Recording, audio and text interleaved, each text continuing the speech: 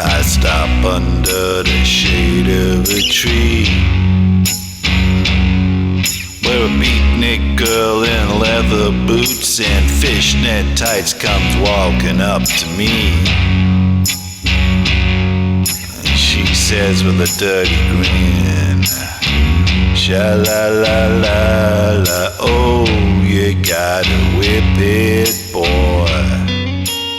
Greetings, listeners, and welcome to Dreams into Action's 11th Rare Record Review. Like the Apollo 11 moon mission, we hope to take one small step to help gentrify Catford and make one giant leap for the shop's finances. We are hauling butt in the Sea of Tranquility to bring you back the finest quality lunar vinyl. So visit our website and fill your moon boots with the... Bart, I think you might be labouring the moon landing metaphor a bit. Well, it is topical and relevant, Vic. Our more sophisticated listeners will appreciate my highbrow reference to the historic launch of SpaceX earlier this week, the first public-funded spaceship to convey astronauts to the space station. It was on the news, Bart, everywhere. You sitting slack-jawed on the sofa like a potato, watching TV, hardly qualifies as sophistication. Perhaps, Vic, but families across the world will be huddled in slack-jawed anticipation of the record we're about to discuss today. So let's put a rocket under it, shall we? Yes, Bart, very witty. Anyway, this week's rare record is one that's very close to my heart. It's a 7-inch called I Gotta Whip It by an Irish band called Hot Jupiter. I bought my copy when Hot Jupiter played at the New Cross venue on my 21st birthday. Oh, and what an eventful year 1986 was, and not just for Hot Jupiter, whose brief existence was bookended by two tragedies. You see, You Gotta Whip It was Hot Jupiter's only release. It came out on the 28th of January 1986, the same day as the Space Shuttle Challenger disaster.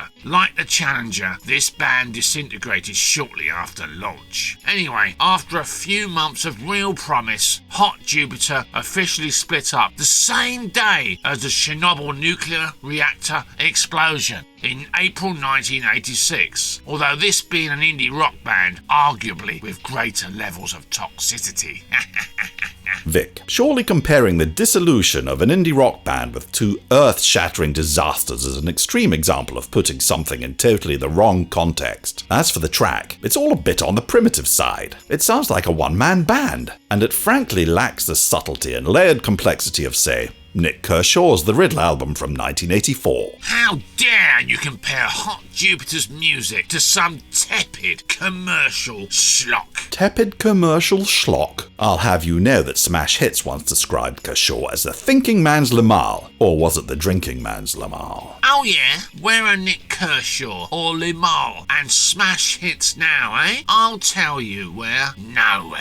Hot Jupiter may have been fly-by-nighters, but by God, their music was as pure, raw and honest as it gets, to channel in the holy spirit of the Velvet Underground. Drums, bass, guitar, vocals, image, attitude, sunglasses. I mean, just look at the sleeve. It just oozes cool from every pore. I used to have fantasies about joining Hot Jupiter.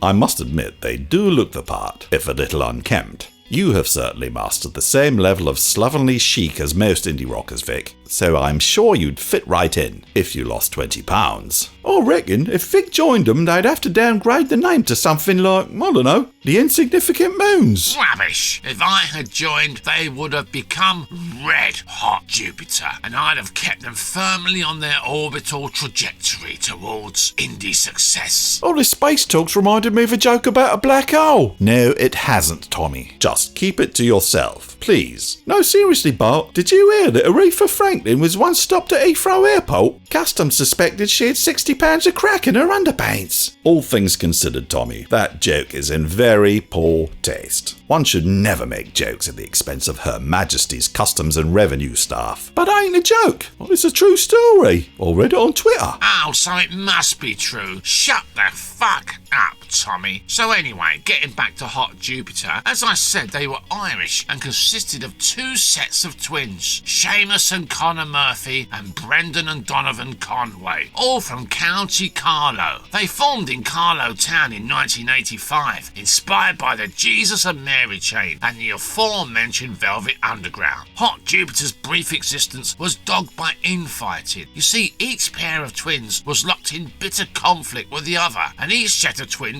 split by intense sibling rivalries. Their first gig is rumoured to have ended up in a drunken four-way brawl on stage before they even finished performing their first song. That sounds like Oasis. Two brothers. One of them moderately talented and the other one as thick as mince. Tommy, you calling someone thick as mince is like Vic calling someone else scruffy. The lack of self-awareness around here is just astounding. You can talk, Bart, and actually Tommy does make a really good point. When Liam and Noel Gallagher were each other's throats the whole time, at least the other three members of Oasis were there to keep the peace. Hot Jupiter, on the other hand, enjoyed no such restraints. They were vicious and dysfunctional and quickly established themselves in pop folklore, with two sets of brothers rolling around the stage trying to kill each other at their debut gig. They really could have done with a fifth Jovian like myself to keep the peace. Okay, thank you, Vic. Now, let's get back to planet Earth, and more specifically to this eye-catching sleeve and its rather underwhelming contents. But we want to sell the record, not put the punters off. Besides, they can hear for themselves what a wonderful record this is. Mint copies normally go for somewhere in the region of £80, but this one is in excellent condition, and I think we can let it go for £50 with free UK postage. What a deal, eh? There you have it, listeners. Get online at dreamsintoaction.catford and grab yourself an absolutely cosmic